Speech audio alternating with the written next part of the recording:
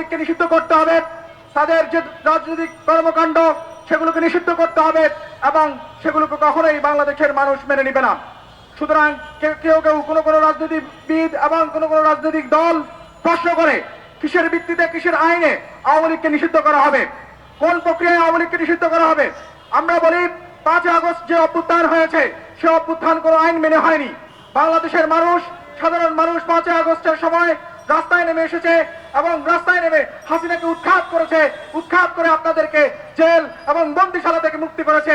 তা কোনো আইন মেনে হয়নি, বরং বাংলাদেশের মানুষ কনসেনসাস দিয়েছে, কনসেন্ট দিয়েছে। তারা রাস্তায় নেমে এসে বলেছে যে আমরা আর হাসিনাকে চাই না, এই ফাঁসিবাদী শাসন ব্যবস্থা চাই না। সেই ক্ষেত্রেই হাসিনা বিতরিত হয়েছে এবং ফাঁসিবাদী ব্যবস্থার বিলোপের প্রথম পদক্ষেপ গৃহীত হয়েছে। সুতরাং আওয়ামী লীগকে নিষিদ্ধ করার ক্ষেত্রে কোনো ইফস এন্ড বাটস প্রয়োজন নেই, কোনো আইনের প্রয়োজন নেই, বরং আমরা মনে করি সকল মানুষ, সকল রাজনীতিবিদ এবং সকলগুলো দল এবং স্টেক হোল্ডাররা যদি চায় তাহলে আওয়ামী লীগকে নিষিদ্ধ করতে আমাদের আর সময়ের প্রয়োজন নেই। কুয়েটের ভিসিকে সরান, ভিসির সরানোর সকল এখতিয়ার আপনাদের আছে।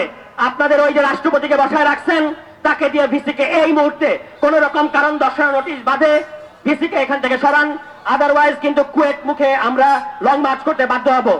এবং 2 নম্বর কথা হচ্ছে যে এই যে আওয়ামী লীগকে যারা আমাদেরকে আইন কানুন দেখাইতেছেন যে আওয়ামী লীগ নিষিদ্ধ করার আইন নাই, আইন মন্ত্রী সহ সরকারের সংশ্লিষ্ট সকল অধিদপ্তরকে আমরা বলতে চাই নির্বাচনের আগেই আওয়ামী লীগ প্রশ্নের সমাধান আসেন।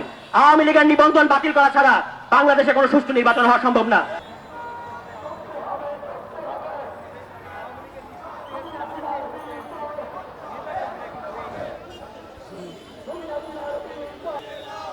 লীগের অবস্থা না এই মুহূর্তে দরকার